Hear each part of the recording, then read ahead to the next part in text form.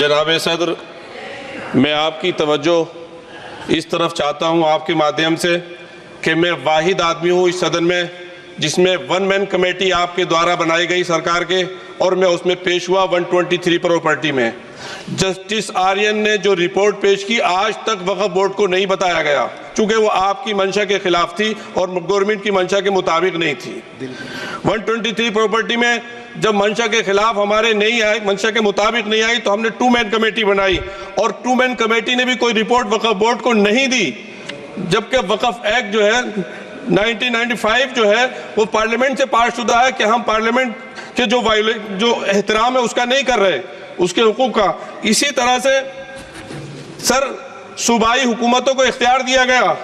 Sir Hindu endowment में जो कर्नाटका और तमिलनाडु में है वहां कोई मुस्लिम नहीं हो सकता, और 26 में आर्टिकल 26 का वायोलेशन है। 4 धाम में ये लिखा हुआ वाज़े तौर पर कि सिर्फ हिंदू होगा।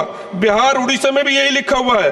पंजाब हरियाणा में गुरुद्वारा प्रबंधक कमेटी में सिर्फ सिख होगा ओनली, और ये उनका अधिकार है जिसको माना गया है। लेकिन मुस्लिम के साथ में यह अन्याय क्यों है? और सुन लीजिए सर मैं आपकी तवज्जो के चाहता हूं, दुनिया का सबसे पहला वक़फ़ खाने काबा मक्के में है। क्या हम उसके ऊपर भी सवाल उठाएंगे कि वहां पर भी हमारा कोई हिंदू भाई हो?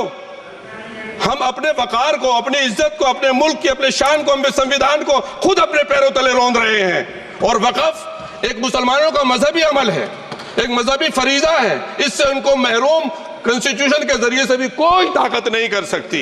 सर ये हम बहुत बड़ी गलती करने जा रहे हैं जिसका खुमियाजा हमें अभी नहीं सदियों तक हम भुगतते रहेंगे, क्योंकि हम खुद अपने कॉन्स्टिट्यूशन को, संविधान को, उसकी पामाली कर रहे हैं। अगर हमें इस सिलसिले में मैंने सर पूरा मैंने उसको मध्यम से पढ़ा है और मैंने पूरी 40 तरामीम जो उसमें गलत है उसको लिखकर जो है वो मैं लेकर आया हूँ।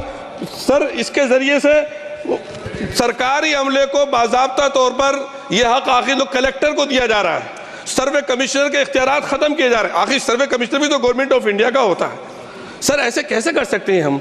और फिर सर उसमें मेरे मजहब के मुतालिक चीजें हैं तो वो कैसे कोई दूसरा तय करेगा? क्या कुरान में क्या लिखा है, फिक़ा में क्या लिखा है, इस्लाम में क्या लिखा है, ये आप तय करेंगे या मैं तय करूंगा? सर इससे हम मजहब में दखल अंदाजी कर रहे हैं, इंटरफेरेंस ऑफ द रिलीजन कर रहे हैं।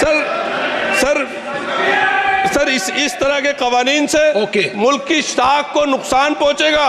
कॉन्स्टिट्यूशन की स्पिरिट हम खत्म कर देंगे, और अगर ये होगा तो कोई भी अकलियत, कोई भी माइनॉरिटी अपने आप को हिंदुस्तान में सेफ नहीं करेगी। पिछले दिनों सिखों के साथ भी ये हुआ, और कुछ ईसाई भाइयों के साथ भी इस तरह के वाकयात हुए हैं, जिसकी वजह से सब लोग अपने आप को असहाय महसूस कर रहे हैं। 10 साल से जो मुल्क में माइनॉरिटीज के साथ, उनके हुकूक के साथ, उनके रिलीजन फ्रीडम के साथ जो खिलवाड़ किया जा रहा है, उससे रूह कांप जाती है। और ऐसा महसूस होता है कहीं ऐसा ना हो कि जनता इन हुकूक के लिए, कॉन्स्टिट्यूशन को बचाने के लिए दोबारा सड़कों पर आ जाएगी। सर